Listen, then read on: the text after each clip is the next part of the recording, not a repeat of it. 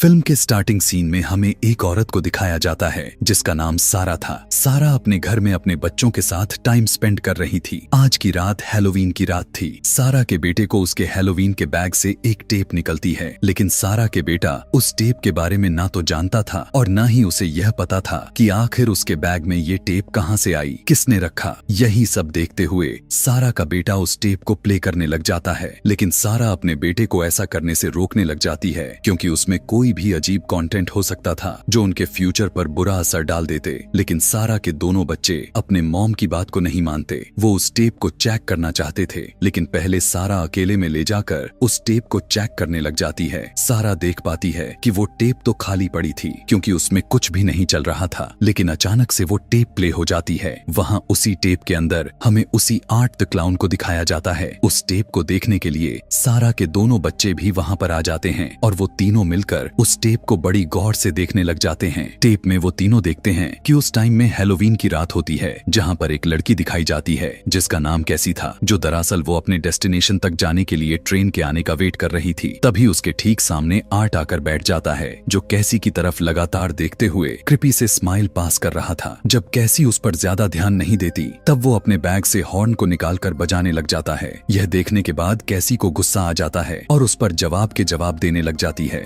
थोड़ा सा टाइट होकर उसे चुप होकर बैठने को कहती है, लेकिन आर्ट तो उठकर कैसी के पास आकर बैठ गया। वो अपने बैग से एक आर्टिफिशियल फ्लावर निकालकर कैसी को देने लग जाता है। कैसी सोचने लग जाती है कि शायद वो सॉरी कहने की कोशिश कर रहा है, इसीलिए कैसी उस फ्लावर को एक्सेप्ट कर लेती है। यह देखते ही आर्ट अजीबो गरीब तरह से हंसने लग जाता है। कैसी देखती है कि उस फ्लावर में काफी ज्यादा मात्रा में बग्स और बहुत सारे कीड़े घूम रहे हैं। डरते हुए उस फ्लावर को फेंक कर वो वहाँ से जाने लग जाती है, लेकिन आर्ट उसे पकड़ लेता है और उसके अंदर इंजेक्शन को इंजेक्ट करके उसे बेहोश कर दिया। कैसी के होश आने पर वो खुद को एक चेन से बंधा हुआ पाकर घबरा गई। देखती है कि जहाँ पर वो मौजूद थी वहाँ पर काफी अंधेरा था। कैसी के अलावा वहाँ पर दो और भी लड़कियां थीं जो उसी के तरह ही चेन से बंधी हुई थीं। उनमें से एक लड़की कहने लग जाती है कि हम 3 फ्रेंड्स थे, लेकिन एक लड़की को कोई चेन से खींच कर लेकर चला गया। उसके खींचने के कुछ देर बाद ही उस लड़की की चीखने चिल्लाने की आवाजें आईं। फिर उसके बाद से एकदम सन्नाटा हो गया। तब कैसी कहती है, तब तो हमारे लिए भी यहाँ पर खतरा है और हमें किसी तरह करके यहाँ से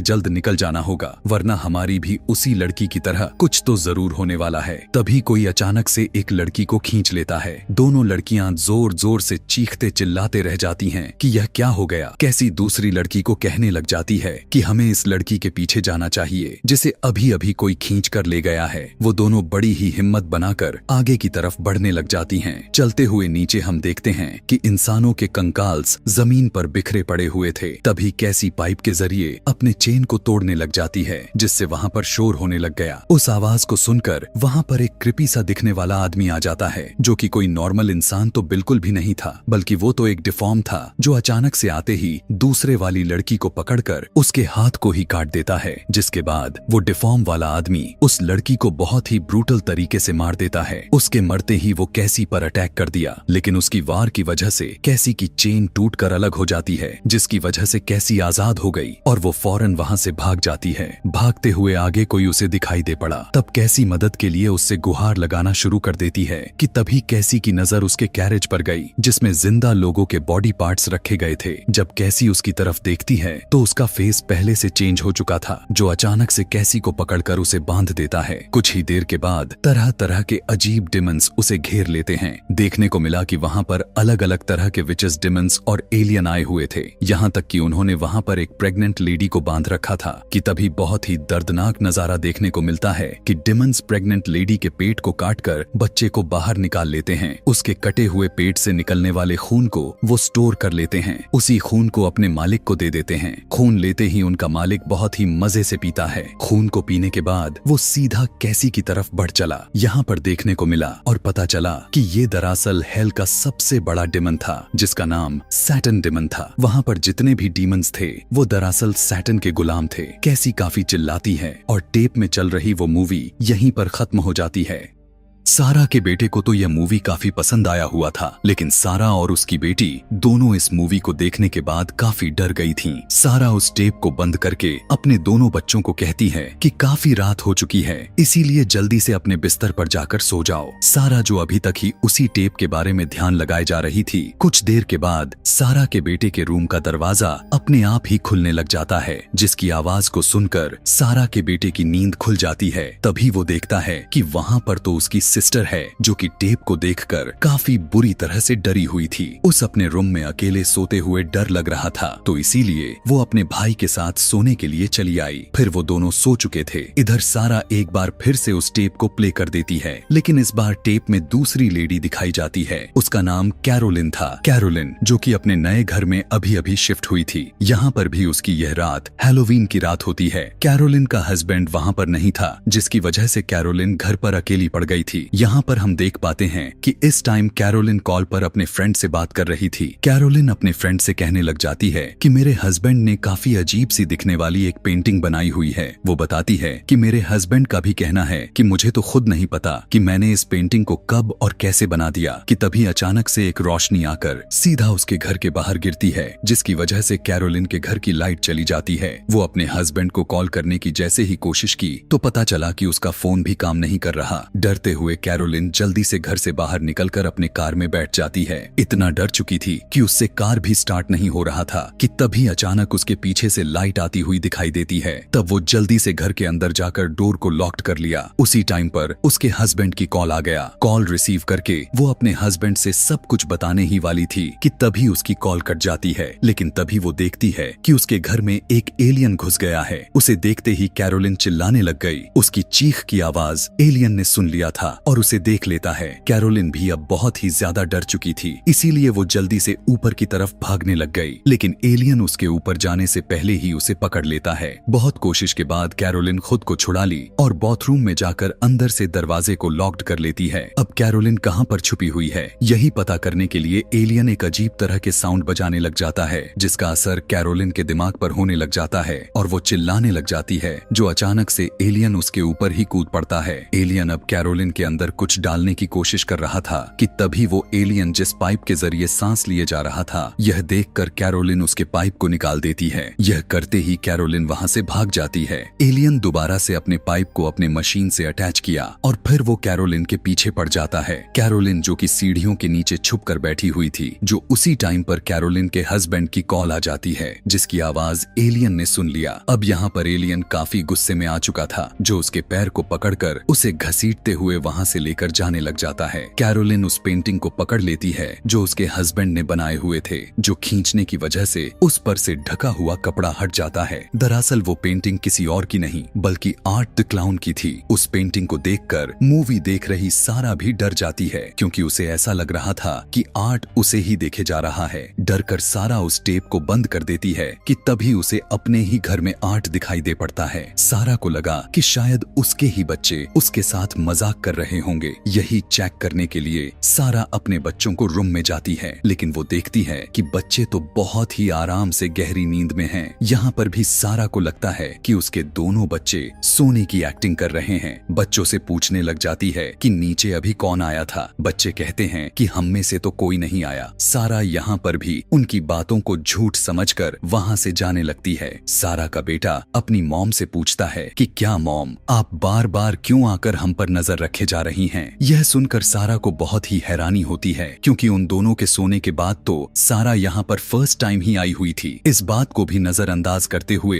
वो नीचे आकर फिर से उसी टेप के बारे में थिंकिंग करने लग जाती है। इसीलिए वो एक बार फिर से उस टेप को चलाकर देखने लग जाती है। इस बार भी हमें एक नई लड़की दिखाई जाती है, जो दरअसल एक डिजाइनर थी और वो अपने कार से घर जा रही थी। रास्ते में वो डिजाइनर गैस स्टेशन पर रुकती है। लड़की देखती है कि गैस स्टेशन पर कोई भी दिखाई नहीं दे रहा था, इसीलिए वो खुद चेक करने के लिए अंदर चली जाती है कि तभी वो देखती है कि गैस स्टेशन का ओनर किसी को धक्के मारते हुए वहाँ से भगा रहा था। धक्का खाने वाला कोई और नहीं बल्कि आर्ट ही था। डिजाइनर आर्ट के नजरों में अब पूरी तरह से गड़ चुकी थी। गैस स्टेशन का ओनर कहने लग जाता है कि मैं यहाँ पर पुलिस को बुला लूंगा। यह सुनकर आर्ट अपना बैग को लेकर वहाँ से चला जाता है। फिर ओनर डिजाइनर के कार में गैस भरने लग जाता है कि तभी उसे अंदर से किसी की आवाज सुनाई देती है। यही चेक करने के लिए वो अंदर अंदर चला जाता है। जब काफी टाइम गुजरने के बाद भी ओनर बाहर नहीं आता तो डिजाइनर खुद चेक करने के लिए अंदर चली जाती है। अंदर आते ही डिजाइनर को अंदर से 100 चलने की आवाजें सुनाई देती है।